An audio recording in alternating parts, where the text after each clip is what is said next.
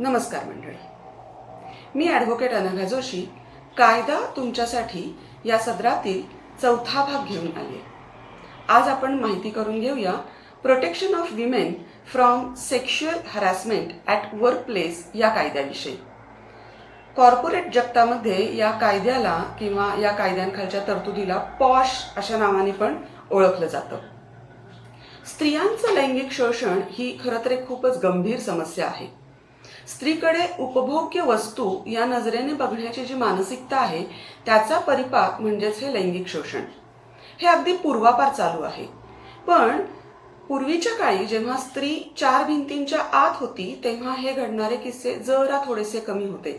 स्त्रीनं जसं कामाच्या निमित्तानं घराच्या बाहेर पडणं सुरू केलं, घराच्या बाहेर पाऊल टाकलं, त्याच वेळी तिच्यावरती होणाऱ्या अत्याचारात वाढ झाली आणि तिचं जे हे शोषण होतं त्या शोषणाच्या घटनांमध्ये देखील तशीच वाढ होत गेली आणि ती वाढ अजून दिवसेंदिवस होतानाच आपल्याला दिसते. आणि या शोषणाला बळी पडणारी जी स्त्री आहे ना, ती अगदी समाजाच्या प्रत्येक स्तरातील स्त्री आहे.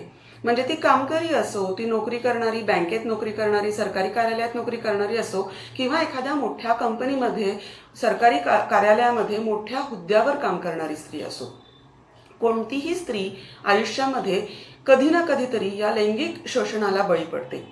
खूपदा असं होतं की कामाच्या ठिकाणी लैंगिक शोषण होत असतं, पण कामाची गरज असते, पैसे मिळवावे लागतात, नोकरी सोडता येत नाही आणि मग अशा काही कंपेलिंग सिच्युएशनमुळे, काही कारणांमुळे हा त्रास सहन करतच ती स्त्री त्या ठिकाणी काम करत राहते आणि यातून तिचं मानसिक खच्चीकरण होतं आणि यातून एकूणच समाज स्वास्थ्य देखील बिघडतं.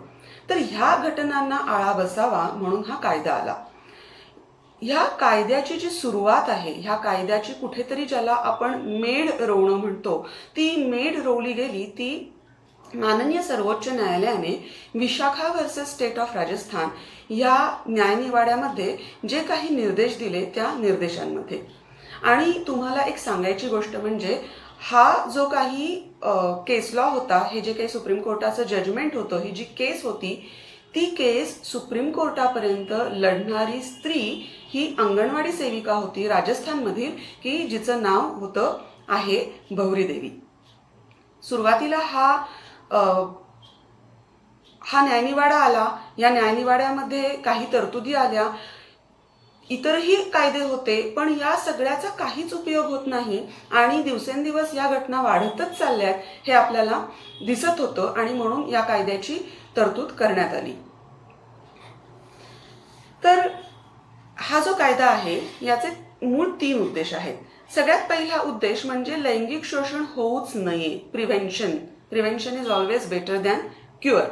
पुढचा उद्देश आहे तो म्हणजे लैंगिक शोषणापासून संरक्षण म्हणजे प्रोटेक्शन. काय करता येईल की अशा घटना घडणार नाहीत आणि शोषण झाल्यास योग्य ती कारवाई म्हणजेच रिड्रेसल. सर्वात आधी जाणून घेऊया लैंगिक शोषण म्हणजे काय. या कायद्यामध्ये मंडळी अनेक व्याख्या दिलेल्या आहेत. संपूर्ण कायदा इथे सांगणं शक्य नाही. पूर्वीच्या सदरामध्ये जसं मी त्रोटक पण महत्त्वपूर्ण माहिती दिली आहे, तशीच महत्त्वपूर्ण माहिती ह्या संदर्भात देखील देण्याचा माझा प्रयत्न असणार आहे. तर सगळ्यात पहिल्यांदा जाणून घेऊया ते म्हणजे लैंगिक शोषण म्हणजे काय याविषयी. लैंगिक शोषण म्हणजे आपल्याला बलात्कार किंवा त्याच पद्धतीची एखादी मोठी घटना असं वाटतं, पण लैंगिक शोषण ही अशा मोठ्या घटनेपुरतं मर्यादित नसतं. अगदी एखाद्या स्त्रीला साधं चिडवणं हे देखील तिचं लैंगिक शोषण असतं. तिच्याकडे बघून हातवारे करणं, तिच्याकडे बघून डोळे मिचकावणं हे देखील लैंगिक शोषण असतं. आणि हे जे लैंगिक शोषण आहे ना, त्याची एक ठराविक व्याख्या नाही करता येणार की ही कृती म्हणजे लैंगिक शोषण, असं करता येत नाही. आणि म्हणून आपण ढोबळमानाने लैंगिक शोषण म्हणजे काय हे जाणून घेऊया. शरीराला केलेला पुसटसा किंवा कोणत्याही प्रकारचा स्पर्श, लैंगिक सुखाची मागणी करणे, लैंगिक शेरेबाजी किंवा टोमणे, अश्लील साहित्य जसे की चित्र, व्हिडिओ इत्यादी दाखवणं. अश्लील साहित्य एखाद्या स्त्रीला दाखवलं नाही, पण तिच्या उपस्थितीमध्ये स्वतःच्या मित्राला दाखवणं किंवा तिच्या उपस्थितीमध्ये अश्लील विनोद करणं, अश्लील जोक करणं, स्त्रीवाचक शब्दप्रयोग करून त्या एखाद्या स्त्रीचा अपमान करणं, लैंगिक सुख देण्याच्या बदल्यात बढती देण्याचे किंवा पगारवाढ देण्याचे आमिष दाखवणं, किंवा लैंगिक सुख दिलं नाही तर पदावनती करण्याचे किंवा पगारामध्ये कपात करण्याची धमकी देणं, या सगळ्या प्रकारांचा समावेश हा लैंगिक शोषण या संकल्पनेमध्ये करता येऊ शकतो. मी मुद्दाम संकल्पना हा शब्दप्रयोग केला, मी व्याख्या हा शब्दप्रयोग करत नाहीये, कारण व्याख्या म्हणलं की ते रिस्ट्रिक्टेड होतं, ते मर्यादित होतं आणि कायद्याचा उद्देश कुठंही कोणतीही कृती मर्यादित करणं नाही. मी आत्ता ज्या कृती सांगितल्या ह्या कृतीच्या व्यतिरिक्त पण एखादी कृती असू शकते की ज्याला आपण लैंगिक शोषण म्हणू शकतो.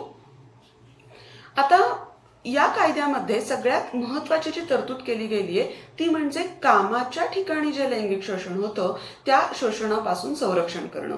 आता हे कामाच्या ठिकाणी होणारं लैंगिक शोषण आहे आणि म्हणून त्या कार्यालयाचा प्रमुख किंवा त्या आस्थापनेचा प्रमुख ह्या व्यक्तीला याच्यामध्ये या कायद्यामध्ये खूप महत्त्वाचं स्थान आहे. महत्त्वाचं स्थान आहे म्हणजे असं म्हणण्यापेक्षा महत्त्वाच्या जबाबदाऱ्या त्या व्यक्तीवरती आहेत असं म्हणणं जास्त संयुक्तिक ठरेल. अनेक जबाबदाऱ्या या कार्यालयाच्या प्रमुखावर, आस्थापनेच्या प्रमुखावर टाकलेल्या आहेत.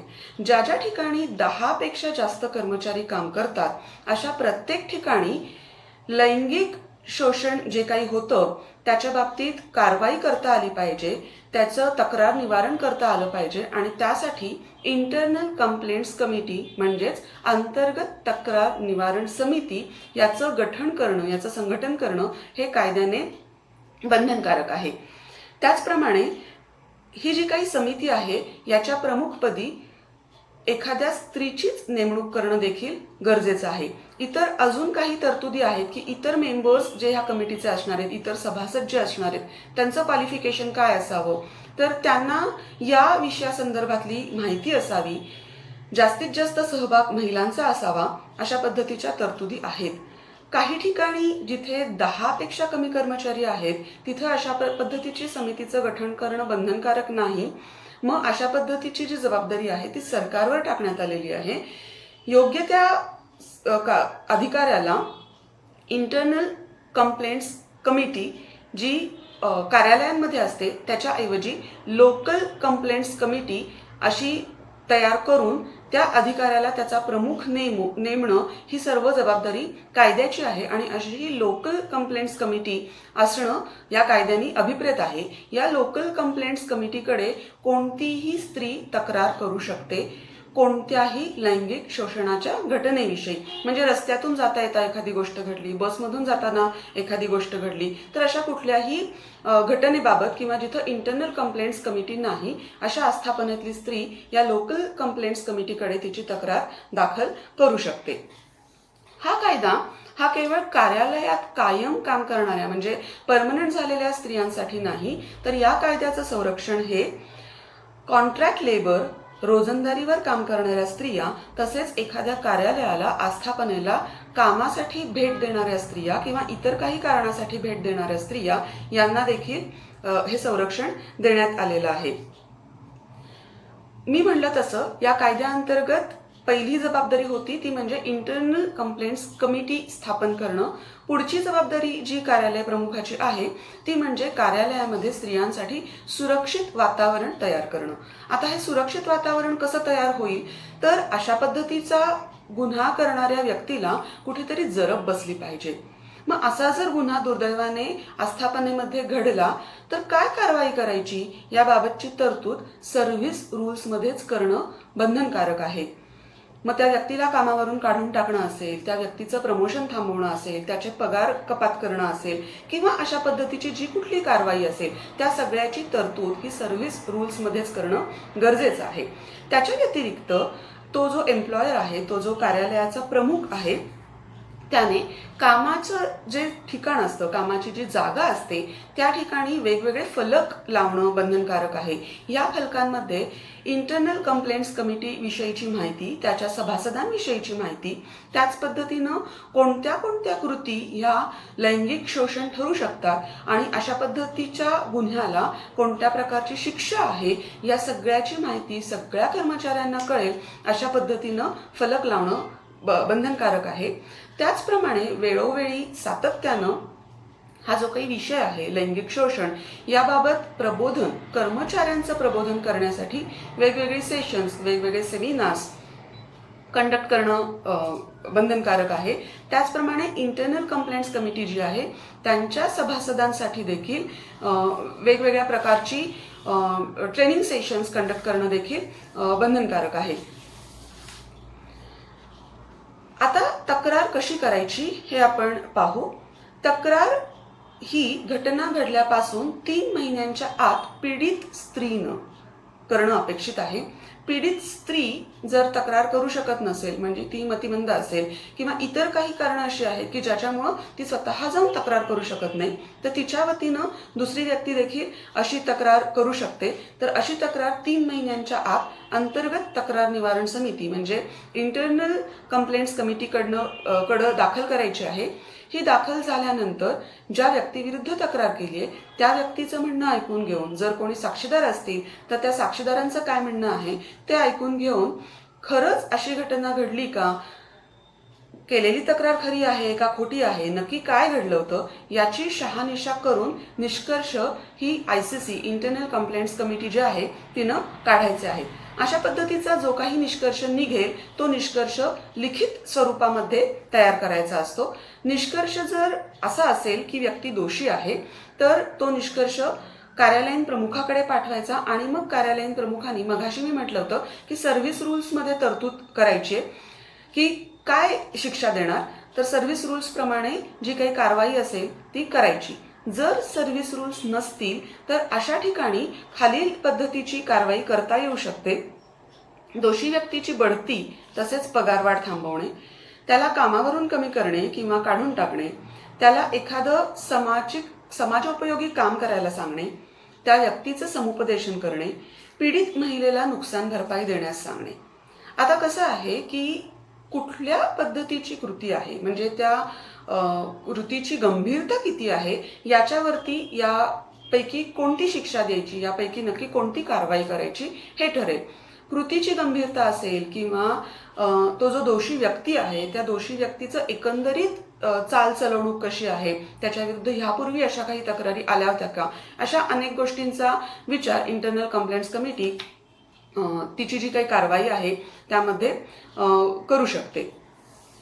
जर असं आढळलं की ही जी काही तक्रार होती ती पूर्णपणे खोट्या स्वरूपाची होती तर ज्या व्यक्तीने तक्रार केली आहे त्या व्यक्तीच्या विरुद्ध देखील, त्या स्त्रीच्या विरुद्ध देखील कारवाई करण्याचे अधिकार त्या इंटरनल कंप्लेंट्स कमिटीला किंवा त्या आस्थापनेच्या प्रमुखाला देण्यात आलेले आहेत. अंतर्गत तक्रार निवारण समिती जी आहे तिनं एका वर्षामध्ये दाखल किती तक्रारी झाल्या त्यांची संख्या, किती तक्रारी निकाली निघाल्या, किती तक्रारी पेंडिंग आहेत, तक्रारींमध्ये काय निर्णय घेण्यात आला, या सगळ्या बाबींचा एक वार्षिक अहवाल तयार करायचा असतो. हा वार्षिक अहवाल त्या कमिटीनं त्या आस्थापनेच्या प्रमुखाला द्यायचा आणि पुढं त्या प्रमुखांनी, जर ती कंपनी असेल तर आता तर तरतूद आहे की ऑडिटमध्ये डिक्लेअर करायचा किंवा अशा पद्धतीचा वार्षिक अहवाल तयार करणं आणि तो प्रसिद्ध करणं हे बंधनकारक आहे. कार्यालय प्रमुखांनी किंवा इंटरनल कंप्लेंट्स कमिटीनी त्यांच्यावरती ज्या जबाबदाऱ्या दिलेल्या आहेत त्या जबाबदाऱ्या जर पार पाडल्या नाहीत तर त्यांच्याविरुद्ध तक्रार करता येऊ शकते आणि मग ते जर दोषी आढळले तर दंडात्मक कारवाई किंवा तुरुंगवासाची देखील कारवाई ही होऊ शकते. आता प्रत्येक वेळी पीडित स्त्रीनं इंटरनल कंप्लेंट्स कमिटीकडेच तक्रार करायची का, हा कायदा आला म्हणजे याचा अर्थ पोलिसात तक्रार करायची नाही का, तर असं अजिबात नाही. तक्रार कुठे करायची हा निर्णय त्या स्त्रीने घ्यायचा आहे. तिला वाटलं पोलिसात जावं तर ती पोलिसात जाऊ शकते. अशा वेळेला त्या इंटरनल कंप्लेंट्स कमिटीने किंवा त्या आस्थापनेच्या प्रमुखांनी त्या स्त्रीला मदत करणं अपेक्षित आहे. हा कायदा कशासाठी करण्यात आलाय तर स्त्रिया खूपदा या शोषणाबाबत सायलेंट असतात, या शोषणाबाबत त्या काहीच बोलत नाहीत, तर त्यांनी पुढे येऊन बोलावं याच्यासाठी हा कायदा करण्यात आलेला आहे. इंटरनल कंप्लेंट्स कमिटीचं जे काही कामकाज चालतं ते गुप्त ठेवण्याची तरतूद या कायद्यामध्ये आहे. ते गुप्त ठेवण्याची तरतूद असल्यामुळं स्त्रिया पुढे येऊन बोलतील. या कायद्यामध्ये निव्वळ दोषी व्यक्तीला शिक्षा देणं किंवा निव्वळ कारवाई करणं, निव्वळ चौकशी करणं अभिप्रेत नाहीये. तर मगाशी मी म्हटलं तसं प्रबोधन करणं हा देखील याच्यातला एक महत्त्वाचा भाग आहे. आणि त्यामुळं हा कायदा आणलेला आहे.